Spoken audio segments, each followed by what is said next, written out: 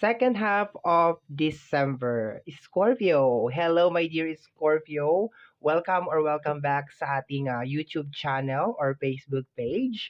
Sa mga hindi pa po nakakakilala sa akin, hayaan niyo po na ipakilala ko ang aking sarili. My name is RJ, your tarot card reader. At ang gagawin natin ngayon, my dear, is ang iyong second half of December. This is from December 16 hanggang sa katapusan, and this is a general reading. Reminder, paalala lamang po sa ating lahat na ang gagawin natin ngayon ay general reading. So, hindi po ito 100% na magre-resonate para sa ating lahat. So, please, my dear, lower your expectation pagdating po sa mga general reading. And para po sa mga gusto po mag-inquire, magpa-book, magpa-reserve ng private reading, maaari lamang po na magpunta sa description box down below, okay, sa description ng video na ito. Lahat po ng kinakailangan mo, my dear, para makontak ako, my dear, ay nasa description box down below, okay? Kung sa Facebook mo naman ito na, my dear, napapanood, mag-direct message ka na lang, okay? So, let's go tayo, my dear, is Scorpio. Para sa reading natin ngayon, dalawang set tayo, my dear, dalawang set ng tagi-8 na cards. Yung isang set, my dear, is para sa yung money and career, and then yung second naman, my dear, is para sa yung connection, okay? So, let's go tayo, my dear. Malikot na yung ating candle because mauga na yung ating table. Hindi na siya nakamount sa wall. Tinanggal ko na kasi siya. Okay? So, let's go na tayo, my dear. Let me see.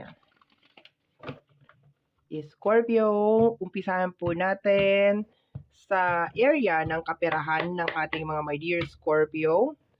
Second half of December. Tingnan natin anong meron. First card mo, my dear, is the energy of the judgment. Okay? Parang sinasabi ng judgment dito, my dear, napapanahon na. Parang sinasabi ng judgment dito, kilos, galaw, bumangon kayo. Yan ang sinasabi ng judgment dyan. Okay? So, merong something, my dear, na parang kinakailangan mong gawan ng action. Yun ang nakukuha ko sa energy ng ating judgment, na parang kailangan mo ng kumilos, kailangan mo na itong actionan. Tingnan natin, my dear, kung ano yan.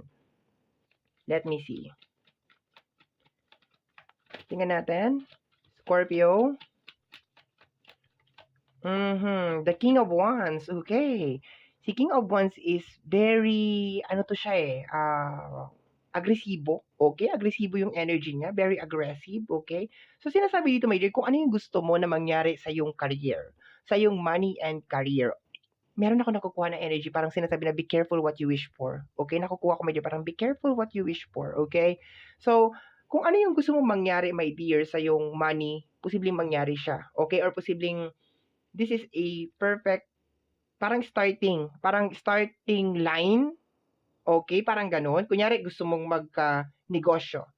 Gusto mong makapag-ipon sa bangko. Parang this is a starting line. Parang base siya or parang pundasyon siya, my dear, ng kung ano yung gusto mong mangyari in your life. Okay? Lalo na, my dear, sa area ng iyong money and career. Okay? Kung ano yung parang pinanggigigilan mo sa energy ng King of Wands. This is the perfect time. Kumbaga sa bahay, my dear, ito yung pinaka-perfect na time para magbuhos ka kasi hindi maulan, 'di ba? Magbuhos ng mga pundasyon, maglagay ng mga forma, parang ganun, okay? This is the perfect time, okay, para gumawa ka ng very, very strong foundation para sa mga bagay na gusto mong mangyari, okay?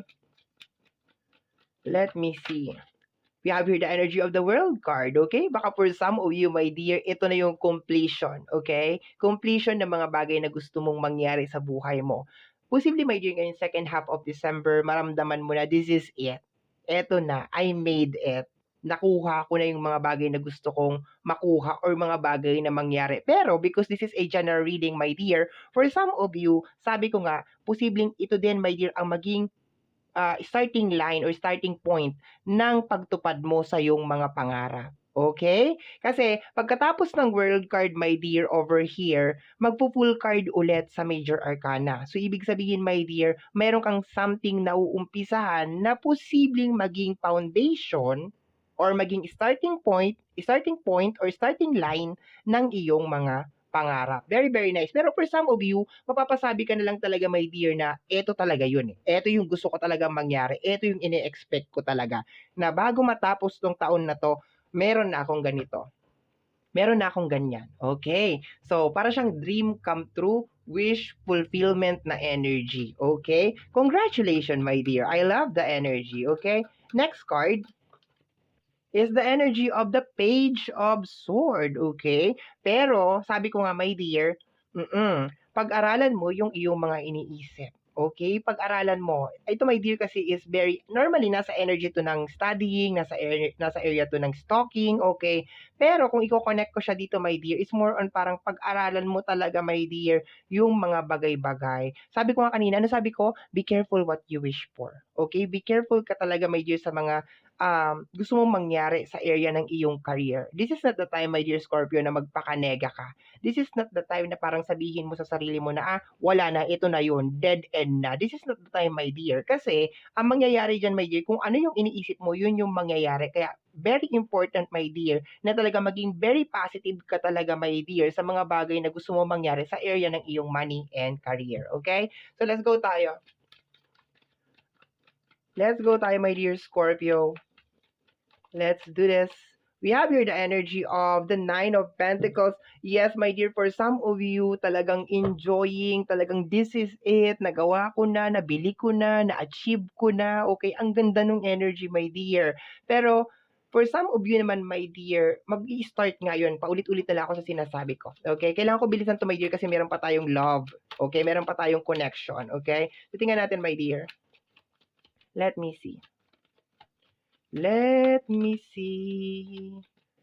We have here the energy of the Eight of Pentacles. I told you, napakaganda nito para umpisahan kung ano yung mga bagay or i-upgrade yung mga bagay na naumpisahan mo. This is the time na maging motivated ka pa talaga, okay? Maging motivated ka pa talaga or parang i-consider mo as a reward kung ano man yung mga bagay. Kung meron kang nabili, meron kang naipundar, meron kang natapos, meron kang na-accomplish, i-consider mo yung mga bagay na yan, my dear, as a reward. And para ma-motivate ka pa, my dear, na next time, pagkatapos ko makabili nitong motor, kotse naman, okay? Pagkatapos ko makapagpatayo nitong semi-bungalow na bahay, 'di ba?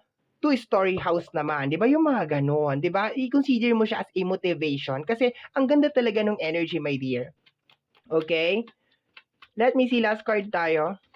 Okay? Learn how to handle your money also sa energy ng Page of Pentacles. Okay? Wag magpadalos-dalos. Energy ng success. Congratulations, my dear. Ayan na nga yung sinasabi ko. Okay? Parang meron talaga ma-achieve, my dear, ngayong second half of December. Something na matagal mo lang gustong mangyari. Pero para naman dun sa mga nagsasabi, my dear, na parang wala naman, parang hindi naman nangyayari. My dear, once again, be careful sa mga sinasabi mo kasi baka magtuloy-tuloy yan hanggang sa susunod na taon. This is the time, my dear, talaga na maging positive ka tsaka maging motivated ka talaga, my dear, sa area ng iyong money and career. Okay, so let's go tayo sa area ng connection. My dear, sa card na to or sa area na to, sa reading na ito, family, friends, and relationship is welcome. Okay, we have here the energy of the Two of Cups. Uy! Posibleng muling ibalik ang tamis ng pag-ibig. Pwede, my dear. Posible din naman liligaw. I think, my dear, you're very in love. Okay? Ngayon na nakukuha ko ngayong second half of December, parang tumitibok-tibok. 'Di ba? Tumitibok-tibok ang iyong kapuso-pusuan, okay? You're very happy, okay? Yun ang nakukuha ko dyan, okay? Let me see. Next card, Scorpio. We have here the energy of the Six of Swords. For some of you is nagmo-move on. For some of you is nag-i-start na makipag-date. Okay? Lalo na yung mga kagagaling na sa breakup. Okay? Nagmo-move on, nagmo-move forward. Kinikilig na. Nag-i-start na nagkakaroon ng ano mo yun, nagkakaroon na ng nagkakagusto na, parang gano'n, nakaka-move on na, nakakaramdam na naman ng pag-ibig. Okay, yun ang nakukuha ko. The Six of Cups. Okay. Parang may darating, okay? Parang may babalik, okay? There's a reason kung bakit ka kinikilig and multiple choice yung nangyayari dito kung bakit ka kinikilig. For some of you is meron kayo natitipuhan, meron kayo nagugustuhan. For some of you is meron nagpaparamdam from the past, okay? So multiple choice ang nangyayari over here. May kumakaway-kaway out there. Basta in love ka. You are in love, okay? Tumitibok-tibok ang iyong heart, my dear. Masaya ang iyong kapuso-pusuan. We have here the energy of the Ten of Swords, okay? Somebody, my dear, na posibleng ginawang ka ng hindi maganda before ang magbabalik, my dear, okay? Pero nabanggit ko naman kanina, my dear, for some of you, nagmo-move on na kayo. Pero baka nanggugulo ito. So, parang, alam mo yon, kung kailan nakaka-move on ka na, doon naman bumabalik 'tong isa, yun na nakukuha ko over here, okay? Pero kung hindi naman 'to sa relationship, my dear, be careful kasi baka merong tao na ginawang ka before ng hindi maganda ang magbabalik ngayong second half of December, okay? Apology, sorry. Wala namang masama, my dear, na patawarin mo 'tong tao na 'to, pero always remember, ang ahas, my dear, ay nagpapalit lang yan ng balat, pero ahas pa rin yan, okay? Kaya nagpapalit ng balat yan is para maging mas malaki pa siyang ahas, okay? So let me see. We have here the energy of the King of Sword. Okay? Parang sinasabi mo dito sa akin, I know it. Alam kong babalik siya. Alam ko, ganyan. Pero bakit kinikilig ka? Kinikilig ka talaga. I can feel over here. Parang kinikilig ka, okay? Parang natutuwa ka. Parang you are blushing. Okay? Let me see, my dear. Tingnan natin. Okay? Parang sinasabi mo dito na, see, wala ka rin naman choice, sa akin ka rin babalik, sa akin ka rin babagsak, okay? We have here the energy of the debil, okay? Somebody talaga, my dear, na ginawang ka ng hindi maganda ang babalik over here. If just in case naman, my dear, kinikilig-kilig ka sa isang tao, for example, you are single or kamu-move on mo pa lang sa isang breakup or sa isang relationship, be careful ka sa tao na to kasi posibleng baka meron tong mga dark history, okay, sa loob ng relationship. Gawa-gawa ka lang muna ng mga investigation sa tao na yan.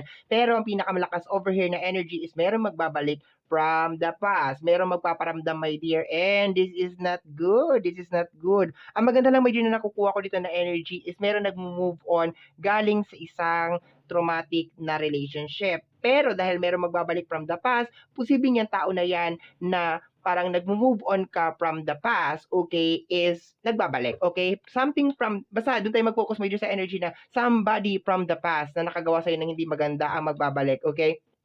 We have here the energy of the Empress, okay? Posibleng the mother or the father of your kids. Pwede naman, my dear, okay? Or baka posibleng itong tao na to, if you are actually kinikilig sa isang tao, posibleng meron siyang pamilya. Okay, baka meron siyang anak, meron siyang pamilya, meron siyang kinakasama or something like that. Okay, hindi pa sila okay, hindi pa sila close, okay? Sabi ko nga, my dear, if kinikilig-kilig ka sa isang tao or nag-inlove ka sa isang tao, please do some background check, my dear. May tinatago yung tao na yan. And meron babalik, my dear, sa iyong life, okay, over here. May ginawa na sa ito before, okay? Posibleng iniwanan ka nitong tao na to or inabandon ka nitong tao na to. The energy of the moon card, okay? Posibleng napakasinungaling ng tao na to, kung sino man ito, na babalik, my dear, sa life mo, okay? Posibleng meron mga cheating na energy, pero babalik siya, my dear, okay? Kung hindi naman to, my dear, sa loob ng relationship, kasi family, friends, and relationship is welcome, my dear, sa reading natin. As of this moment, posibleng, my dear, na itong tao na to ay saksakan talaga ng sinungaling, my dear, at napakaraming ginawang hindi maganda in your likod, in your back. Okay, napakarami niyang ginawang hindi maganda. And ngayon, my dear, ay nagbabalik loob itong tao na ito, my dear. And parang nararamdaman ko, my dear, na parang, sabi natin, mixed emotion ka, pero parang parang kinikilig ka. Ewan ko ba? We have here the energy of the Eight of Wands, okay? And the High Priestess, okay? Ang nakukuha ko dito, my dear, is energy na parang, let me see, what is going on? I think kaya ka siguro natutuwa, my dear, is parang nagkatotoo siguro yung sinabi mo, my dear, na wala nang ibang tatanggap sa'yo kung hindi ako. Parang sa akin ka rin babagsak. Sa akin pa rin ang huling halakhak, babalik ka pa rin sa akin. I think kaya ka siguro natutuwa or bakit ka kinikilig, my dear, sa pagbabalik ng tao na to. Kasi parang napatunayan or na-confirm, my dear, yung sinabi mo o yung binitawan mo na salita, my dear, na sa akin ka pa rin babalik, ako pa rin at ako pa rin, ako lang ang tatanggap sa'yo, ako lang nakakaunawa sa'yo, ako lang nagmamahal sa'yo. Pero once again, my dear, itong tao na to, my dear, ay merong ginawang hindi maganda sa'yo before at saksakan talaga ng sinungaling ito. So be careful, okay? So my dear Scorpio, ito ang reading mo para sa yung second half of December. Somehow, my dear, kung nagustuhan mo ang ating reading, don't forget na mag-subscribe. Click, my dear, ang notification bell para ma-update ka every time na meron tayong mga bagong upload. And free to like, free to share, free to comment sa lahat po ng ating mga videos. Once again, my name is RJ, also known as Apo J. Maraming salamat po, and until next time, bye-bye. Thank you, my dear.